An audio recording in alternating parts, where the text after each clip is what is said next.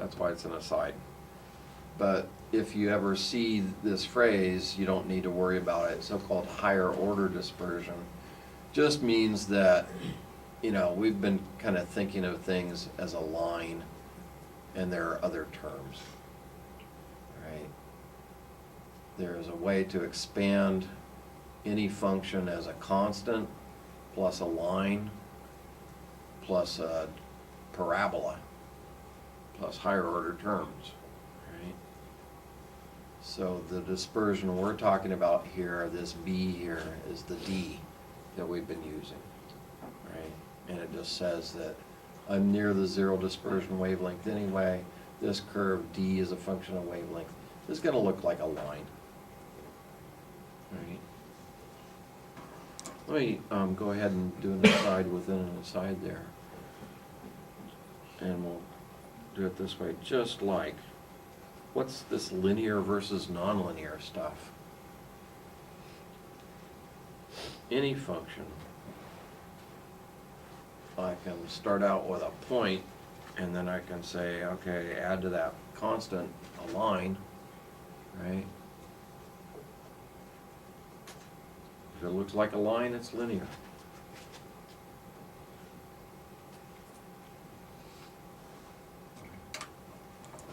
Shepard's law says, if you kick something hard enough, it will fall over.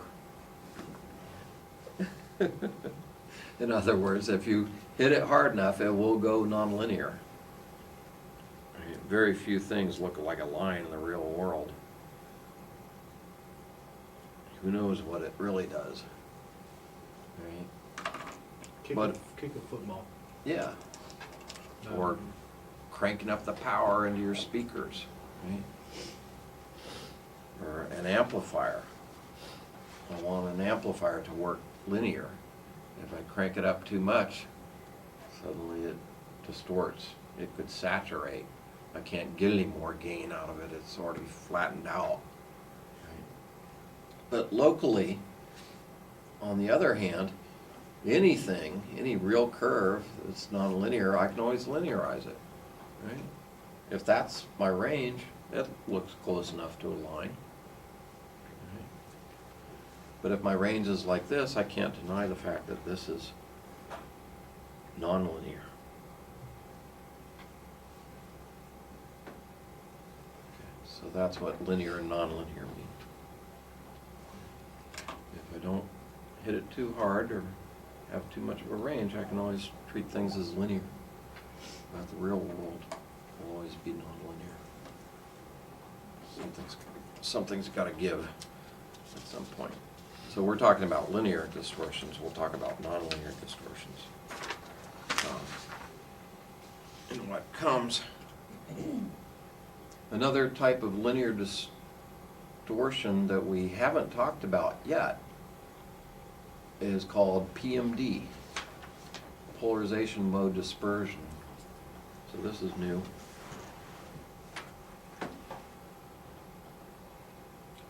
And there's a fancy picture that you can look at better later.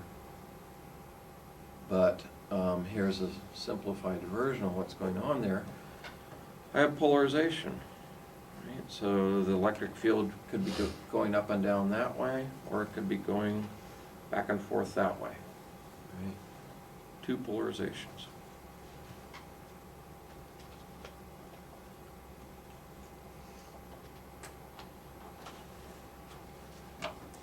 And, you know, we all have Polaroid sunglasses. And if I have them this way, I'm going to see that polarization block the other one. But if I took them off and turned them, then I'd see the other polarization. Okay, so they're both there. I could use both of those as two channels for the price of one, just like sine and cosine. And you could do that, but the problem is, in most optical fiber, these get mixed up. Right. And that's what these fancy words are referring to. Polarization mode dispersion means the two different polarizations actually travel at different speeds in most fiber. And that fancy word for that is called bi-anisotropy. Yeah. You thought I made that one up, right? I don't know who makes this stuff up. This means different polarizations. Can I abbreviate polarization?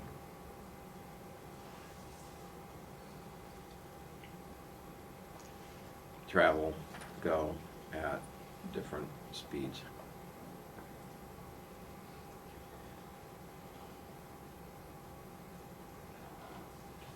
So unless I have some way of controlling which polarization I'm using to try to communicate with, this is going to be a problem.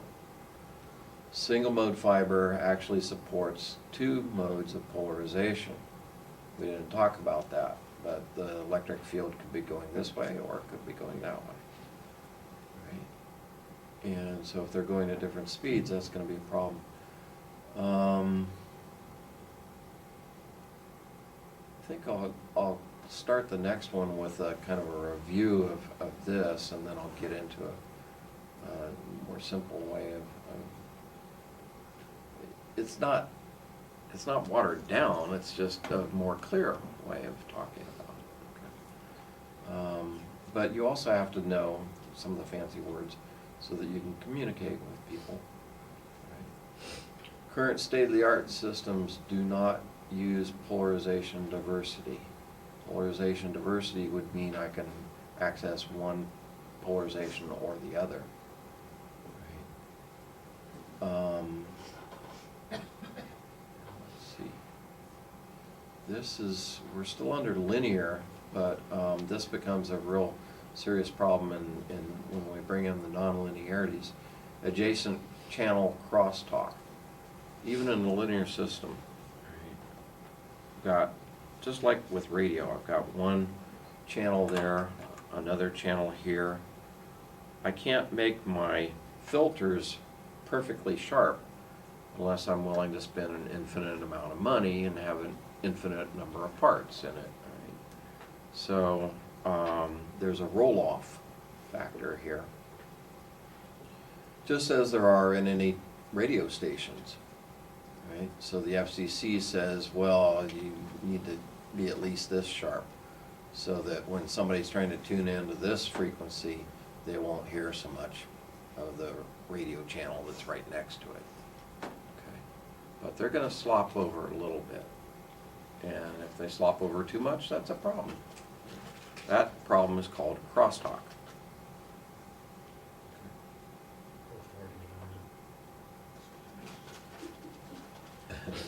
Adjacent channel crosstalk is common with all forms of frequency division multiplexing communication systems, such as wavelength division multiplexing, WDM. The denser version of that is called DWDM, dense wavelength division multiplexing. Puts a D in front of that. That means I'm packing them in even tighter, and then adjacent channel crosstalk can be worse.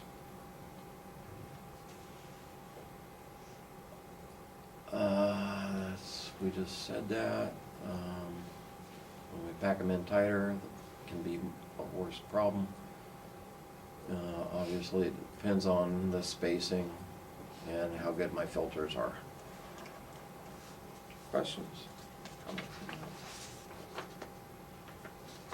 Okay, I think we'll, so I'm going to get into, maybe I'll send you some pre-lecture notes on what's coming, but let me just, that'll be the end of this set of lecture notes, but let me give you a sneak preview of coming attractions. Got your popcorn? Oh, I wish we could have drive-ins again. Wasn't that fun?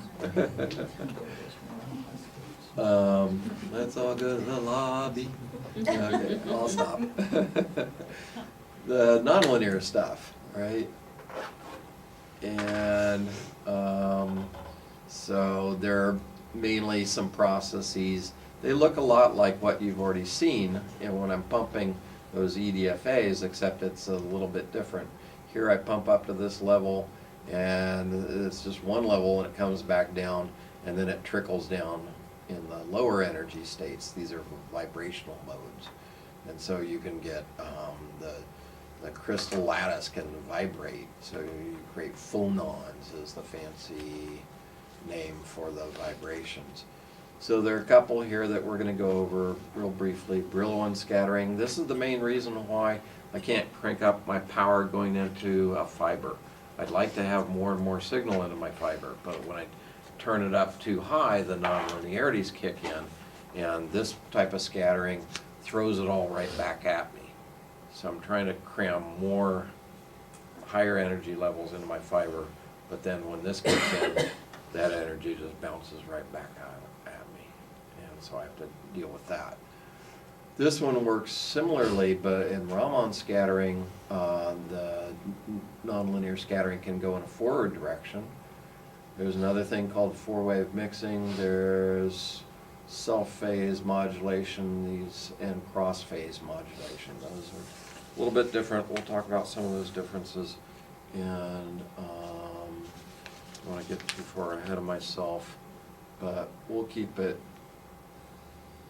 simple enough to where you can actually make sense of it all, right? You want the details, then you have to learn your nonlinear partial differential equations. Good luck. Those are tough. But the other thing I'm going to do is talk about some of this birefringence in a way that looks cleaner than my little scribbles to myself. So,